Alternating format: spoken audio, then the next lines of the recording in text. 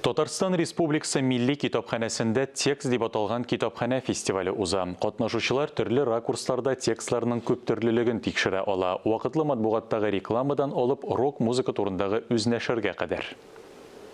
Милли китапханә яңартылган бинага күчү белән күп функциялы креатив мәйданчыкка әверелде. Аның китапларга карата да роле үзгәрде.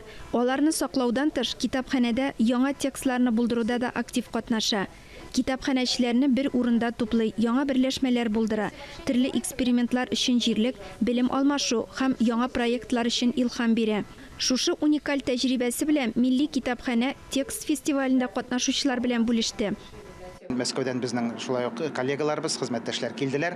Алар үзләрендә булган уңай тәҗрибәне, ягъни китапханә эшен бүгенге көн замана таләпләренә яраклаштырып, модернизацияләү, камилләштерү, укучылар белән ничек аралашырга, фондларны ничек тупларга, конфликтлы ситуацияләр килеп чыккан вакытта аларны ничек хәл итәргә.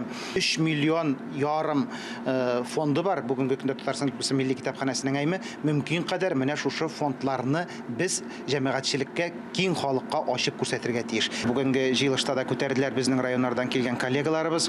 Текст фестивале ялларда да дәвам итә. Ләлә Зайнуллина, Ирек Хәмидуллин, Татарстан яңалыклары.